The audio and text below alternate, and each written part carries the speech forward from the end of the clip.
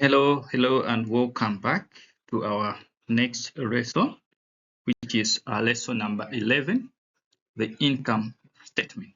Okay, in our previous lesson, we talked about how you balance off the accounts and how you prepare the trial balance. Now, the next step in our accounting cycle is to prepare financial statements.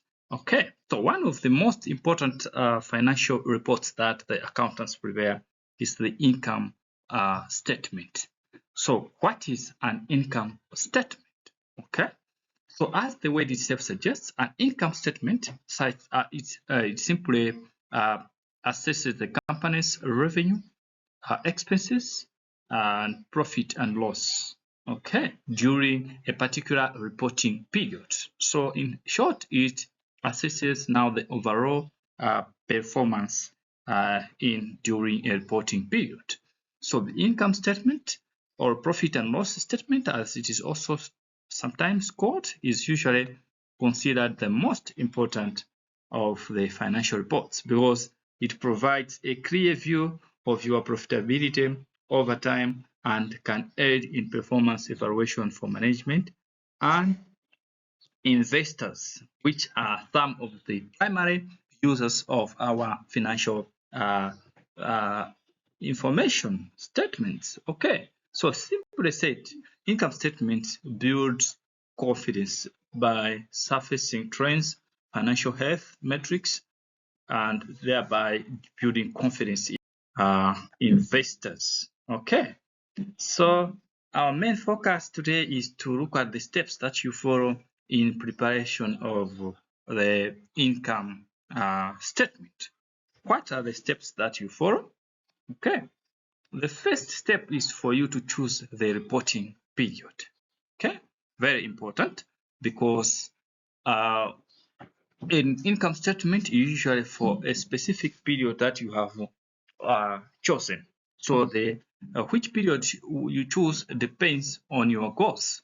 For instance, if you want to make a short-term changes, you can create a monthly income statement or a quarterly income statement. On the other hand, if you want to analyze now long-term trends or obtain high-level overview of the company's financial position, you may opt for a year report, which is the most common one, the annual income statement.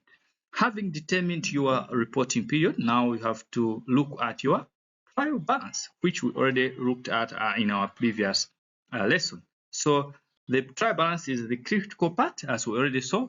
So you're going to populate all the items, all the figures will have to come from your well-adjusted trial balance. I will not dwell much on this step because we already looked at in our previous lesson.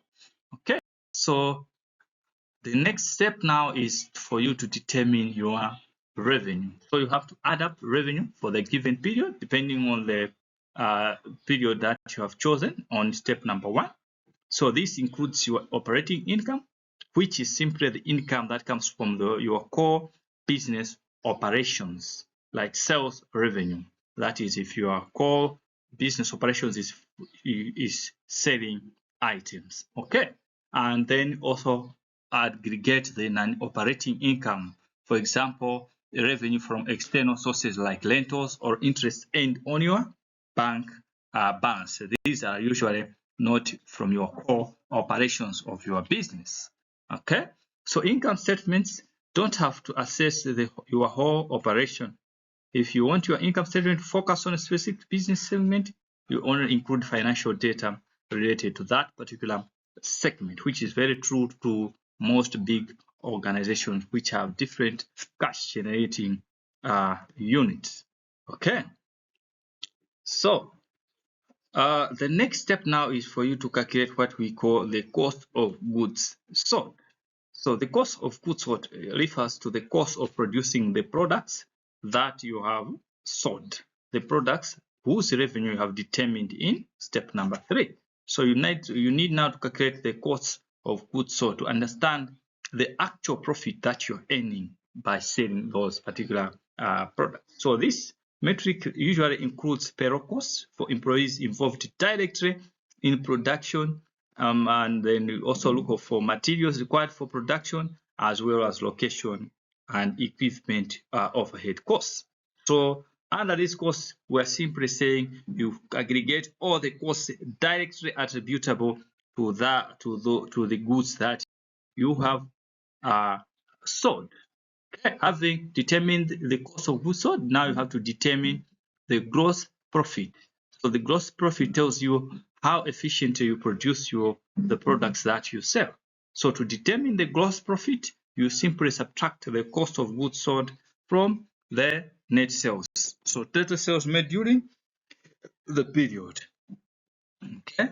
After determining the expenses, now you have to, after determining the gross profit, now you have to aggregate your operating expenses, which include standard costs like rentals, supplies, other overheads.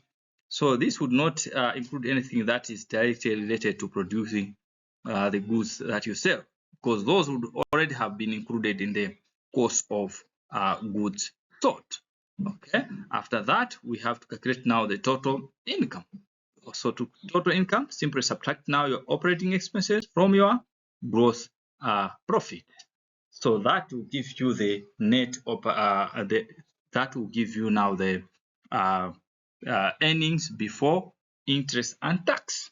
Hence, our next step is now to determine the taxes and interest. Okay, so up to number 7, you are having earnings before interest and tax.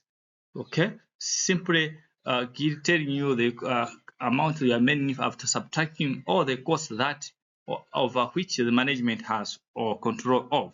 But taxes and interest, they don't have much control of. Okay, so the total income is what the company takes home before accounting for taxes and interest payments. As such, you also refer to that number as earnings before interest and taxes. Now you need to get a more realistic picture of your income. So you have to consider the income tax on all geographical levels. Depending on the country you're in, there are different tax rates for on the income generated for that particular period. So you have to determine any interest you have to pay on debts during the reporting period.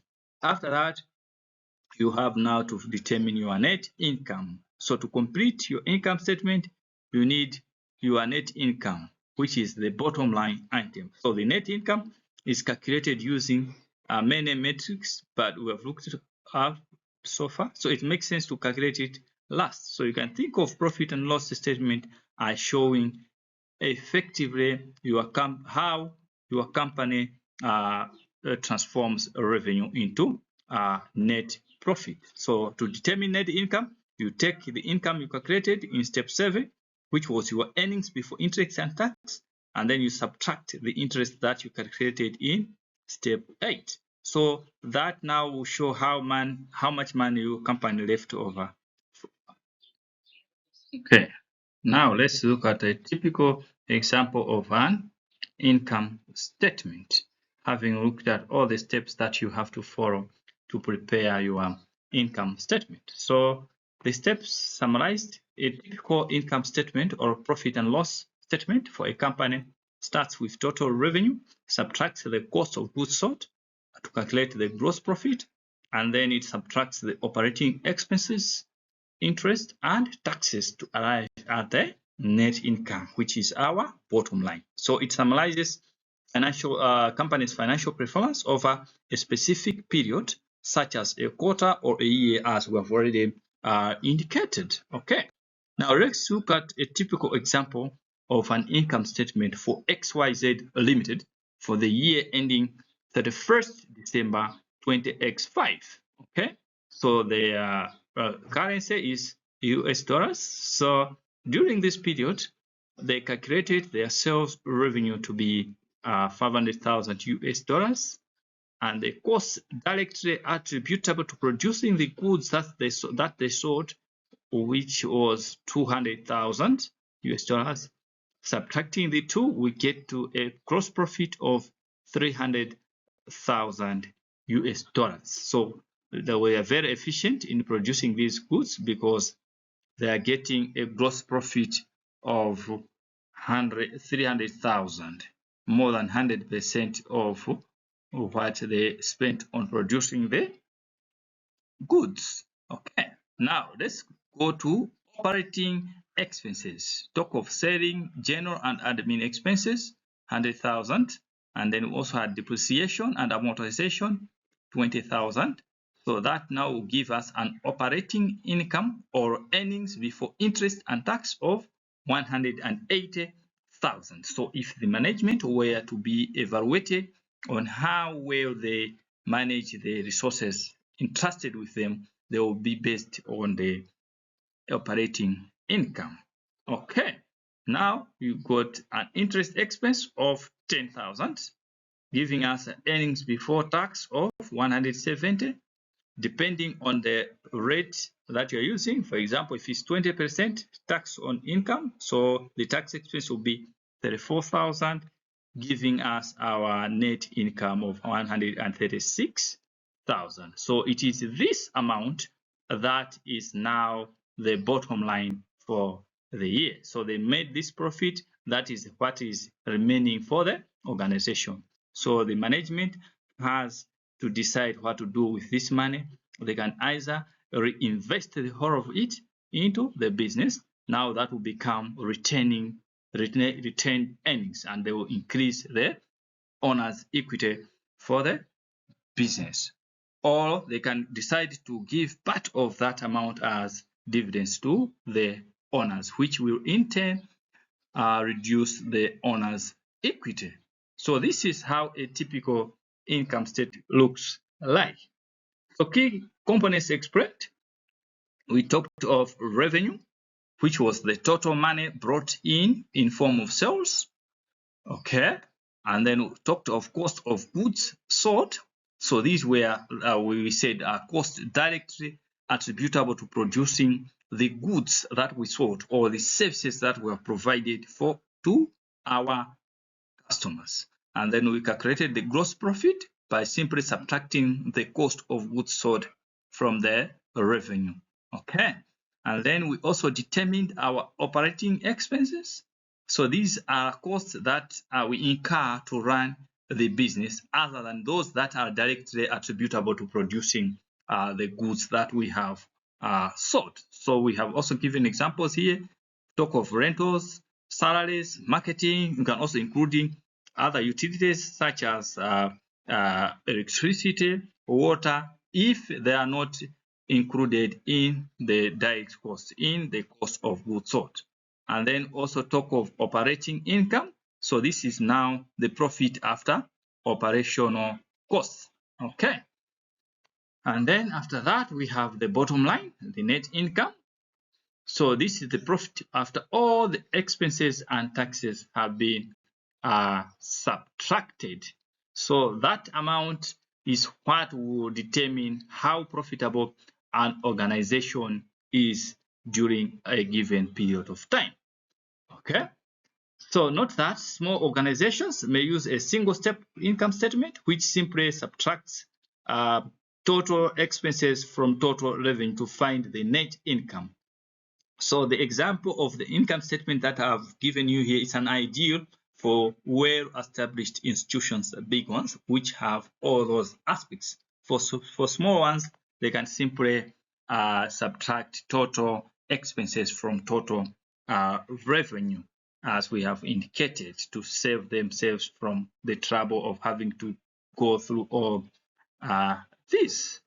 Okay, so this is what I had for you for today's lesson, where we are talking about how to prepare the income statement. Thank you for watching. Sorry if I was too fast, because I have limited time to record each of these videos, a maximum of 15 minutes. So that's why I try as much as possible to cut the lessons short to accommodate this time. So watch out for our next lesson, where we'll talk about how to prepare the balance sheet, or which is also known as the statement of financial position. Okay, thank you and goodbye. Don't forget to subscribe and comment.